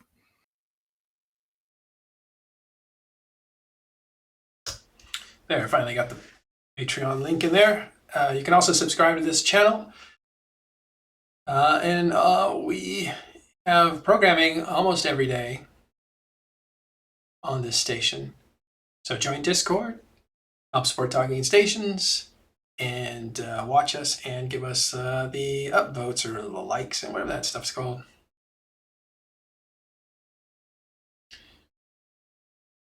This is a mad dash to get out as all the big targets are gone, and now they're turning on each other. See Fraternity trying to get out as quickly as possible. And the people who dominate the field here in red are probably Imperium. They were close by and formed later, so they had better numbers. I was gonna say, if you can look at the right part of the screen, you can see it looks like 3 Imperium fleets are ganging up on this Fraternity fleet now. Yeah, they'll try to break and you can free. You can see them all targeting that one scimitar over there. Yeah, up in front. Yep. They got it webbed. And the other one's getting a Hugin. So one fleet's going for a Hugin, one's going for a Simi. And the reason why is because you want to get rid of Logi and boost as quick as possible because it weakens the rest of the fleet in general. If they wanted to get out, they should have gotten out before that Aeon blew up. Hell yeah. They stuck around too long. Like, once everybody shot it a few times, they should have bailed after that. Yeah, because the Imperium definitely would have finished those ships up themselves. But hey, one unit fleet's a small price to pay for what, almost 1 trillion escort the capitals. Yeah. Don't expect the poor FC in there sitting there at 2:15 in the morning, half asleep at his keyboard. Yeah. He probably wants to die. I think most of them will be able to get out, though, usually. They'll probably lose some ships, but most will get out. Yeah, they're starting to blow up pretty fast now, but again, that's a big fleet. That's a big, big fleet. Yeah, this fight is over. We're just seeing cleanup. Fraternity being chased now by Imperium. They should be able to... Wow, so that's a lot of firepower coming down now. Yeah, they're breaking free. Half of them. They'll start to warp. Oh, more bubbles coming up. Slow them down. So, if the FC's been tackled, what they'll typically do is tell the fleet to just either starburst or burn forward and leave the FC behind. Because you notice none of them are anchoring. They're all aligning. Yeah. That's a good point, Don. Donria from Goonswarm.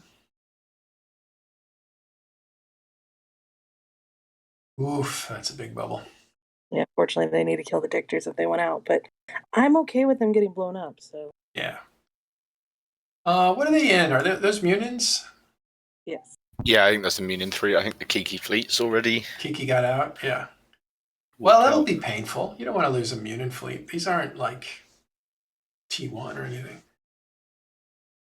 Oh, look, they're moving fast, though. Looks like they might make it. That's the advantage of Munins. They can actually burn out of bubbles. They control range really well. They're tanky. And these are all advantages of Munins, why people prefer them. They're just expensive. So you want to save this if you can. Looks like they're free if another bubble doesn't come up. They might be able to initiate warp and get clear of this battle zone. Just in supers alone, it's 420 billion. And I mean, that's just off the Z-kill prices. Here we can just see that Claymore go and pop, literally. Yeah. And as things are they are full burn trying to get out of these bubbles. Like command ship. Probably having dictators broadcasted as primary, so literally this large group just sticking together. So they're shooting backwards on their way out, right? They're shooting the guys trying to pin them. Yeah, any Hectors or Dictors that will come in range, they'll try and primer them as they keep going. Yeah. This was a nice fight if you wanted to get in on it. It's too bad, Dracon, that you missed it. We got in about, 10 to 15 super capital ships, and so we can see the FC is currently tackled by the malediction of Republikov. So we'll see if he instructs everyone to leave or if they're going to manage to kill him. Luke, are you an FC? Not recently. I have done a bit of it, but not at the moment. Not active anyway. Too much Discord. How big is not enough FC? Yeah, I gotcha. How big is the English-speaking contingency of Fraternity? So last time I checked, I think it was about 3,200 characters. So it's not, and then the rest of Fraternity is about 14 to 15,000. That's not small, though. That's not small, no. No, it's kind of similar sort of size to, I guess, like I don't know, like a PL or Recon sort of size. Mm-hmm. Yeah, that's a whole alliance, major alliance or major. Like, I'm having trouble understanding why they haven't warped off. We're seeing a few of them. You can see the warp trails, but I guess they want to stick together. Oh, they're headed for that gate. Turning to the gate by the look of it. Well, that's a poor choice, but detailed. Yeah. They'll make it. Yeah, but look, how many people are getting picked off slowly as they move forward? It would have been better to just warp away and warp back down. Yeah, warp to a ping. Or zippity around the the system for a while. How far is that gate? Well, it'll be hard to tell from them, won't it? It's not insanely far. It's probably Oh, about look. 50 to 70 kilometers. Bubble going up there, look. Yeah, but look, the whole fleet Yeah. just got bubbled again. Yeah. Now they have no choice. Oh, look at Great they. flying. Yeah. I'm having trouble understanding what Fraternity's doing here in this situation. Apparently they're going for the gate, and I guess they're Yeah, but that's like I'm going to assume that there's just a bad decision that was made, and now it's just playing through. Yeah, because even if they get to the gate, the red fleets can just send dictors and get through and catch more on the other side. Yeah, look, they're orbiting the gate, or maybe they're starting to disappear up there. So they're sticking around. But yeah, probably they should have warped to some distance, then warped to the gate, and then found their way out. But they are now surrounded by those clusters of red. Those are Imperium fleets that are just kind of chewing them up from behind. Is there a dread bomb fleet down there too? No, they've all gone back to the. Okay, so they left.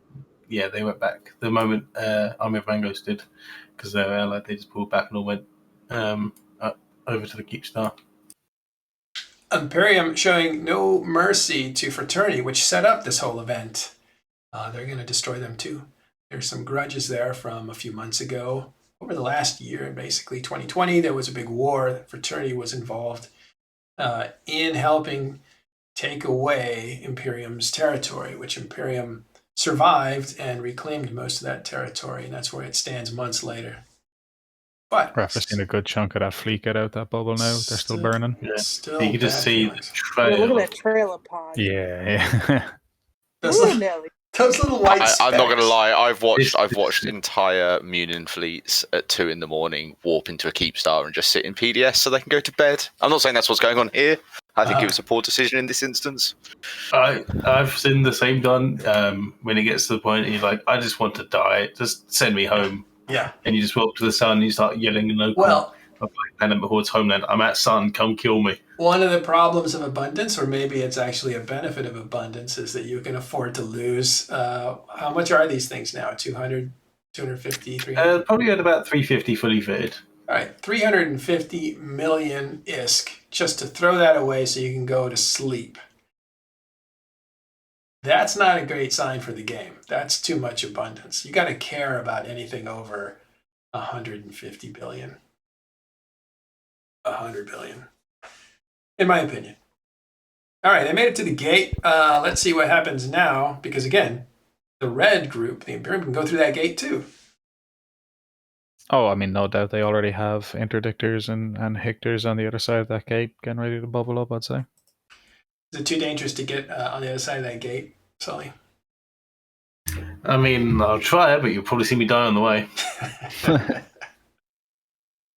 Well, if you're going to do it, you need to do it now. There's no bubble around that gate from this side. But, I'll leave that to you. You're the one that's daredevil. He's a madman. Well, you said they came through wormhole. Maybe it was always a one-way trip. Yeah, I think I'll be wormhole out here. If it was a one-way trip, they would have orbited and tried to kill something if they were just going to die. I think they're trying to get out. But it is late. And again, in these circumstances, I would rather die too. But old players have the luxury of losing ships. Oh, I might be getting pushed off. Oh, did you catch that boosh? No, it missed me. It caught a couple of them, but it missed me. That would have been awesome. You're at gate within range to jump. We do see the blue glows around ships is them jumping through that gate. They are getting out. There's also a lot going bang. Yeah, so there's the a orange. few You want to be blue in this case, not orange. But there you go. You made it through. Hopefully you survive on the other side. I think I just... It's where Luke is just yelling at him, kill this guy on the other side. It looks like you got stuck in the gate. Not at all. Not at all. I would be. I am not in comms now at this point. Maybe they want to make their stand on the other side of the gate. There, look, it looks pretty healthy for them. That's all blue. I wonder what they're doing. I wonder if they're using this as a choke point and trying to score some kills. Against 3 fleets, that sounds like a good plan. If they plan to die anyway, I don't know if that's what they're doing, but they don't seem to be aligning, are they? Oh, there they go. No, that's me going. Oh, it's you. Yeah, sorry, you're right. But they are aligning down to the 5 tac 9 or X tac 7 gate, just very slowly. Yeah, there's crushing tie-dye in here too, so. Yeah, with everyone moving system, this is what one of the dev blogs about recently about the brain in the box. One of the most taxing things for a server is players moving around. All those calculations and adjustments to calculations that need to be taken into account. Come on, Fraternity, show us a fight. We want to watch it. And this is where it's going to get interesting. An initiative Saber has loaded grid. There he goes. Bubble coming up. They'll want to kill that Saber as quickly as possible. So you'll see it attacked. Hero Saber about to get pummeled if things go the way they should. They may not. If they're warping to another gate, they may not want to engage anything and just try to burn out and He's get popped. out. Oh, he's dead already? Saber went bang. Yeah, okay. But the interesting thing is the FC is at least one of the anchors has managed to survive and is currently out ahead. So Wow. they've got at least one anchor out there. Is that the Dictor exploding there that's floating? I don't know. Fraternity kind of showing me something here. They managed to rush the gate and to crash the gate and get out.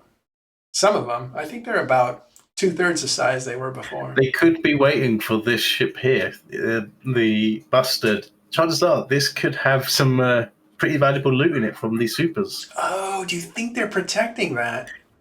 I think they've been waiting out for it. There's no way they looted anything on that field. I've seen a lot of ships jumping in and out and a lot of industrials going. Yeah.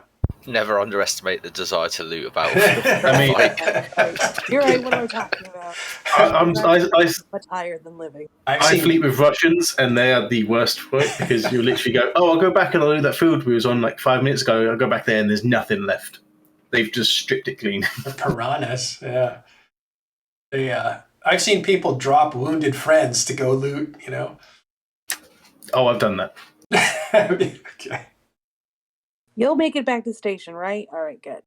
Yeah. Just wait here. Don't move. I'll be right back. I gotta go get some of this loot over here. Come back and pick you up later. There they go. Are they headed to a gate? You said they were, I believe. Yeah, they're heading out to one of the gates. So, in fact, I can actually tell you that one of the fraternity pilots in the Kikimura did, in fact, loot one of the wrecks of a super. He had some tracking links, some FedName tracking links, some sentient damage control, and an A-type multi-spec. So, he did die. Cool. He did die, though. I gave it to somebody else. One way to tell if anything's been looted is literally searching for the item on Zkill and seeing what's died with this item. It's a nice way of figuring out. Like, there was a vigil as well that died, a 1.4 billion vigil, literally gone in, looted Rex, and died. All right, looks like Imperium did not cross through that gate. They stayed on the other side. What do you guys... this battle is over, and now the after brawl appears to be over. What do you guys think? And then we'll wrap up. Well, as I said earlier, this proves why you shouldn't use supers for home defense willy-nilly, because it's very easy for 10 dreads to just get through one super, and if they drop a chunk, like unless you get Titans online, you're not going to clear them fast enough to save people. Yeah, Stick to subcaps, guys. It's a massive wake-up call for Rangos. Ages ago, supers could have been used like this, but not in the modern age, because they will just be caught and killed exactly like this. And it doesn't matter when you think that Initiative and Imperium are hostile against Fraternity, both sides will just not shoot each other just to shoot you. Yeah. Well, this was a real treat. Luke, can I bother you for a recap?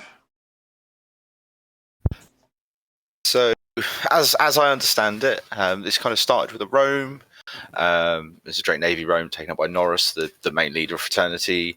AoM then dropped supers on that roam. I believe, from some other information I got, Feral Victrix also saw that and then jumped in their dreads at that stage, while kind of rage forming, while we were rage forming to get down there. And then what we're seeing now is just the aftermath of, what happens if you willingly drop supers on subcap fleets with no real subcap control of the grid.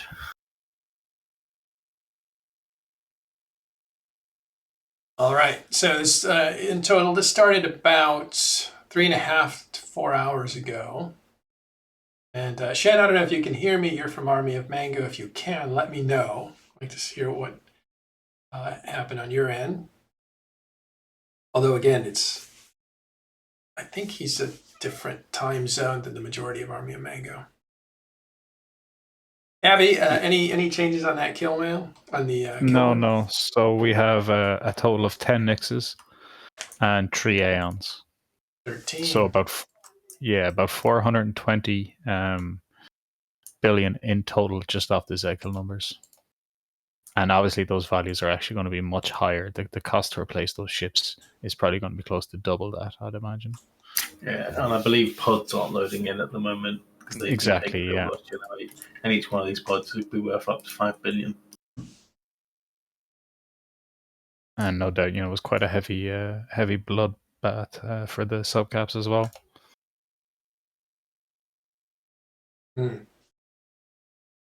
Well, that's a sizable loss of ships. It was something that escalated out of control, as Luke was telling us. It was Fraternity mixing it up with Army of Mango. They are enemies and rivals.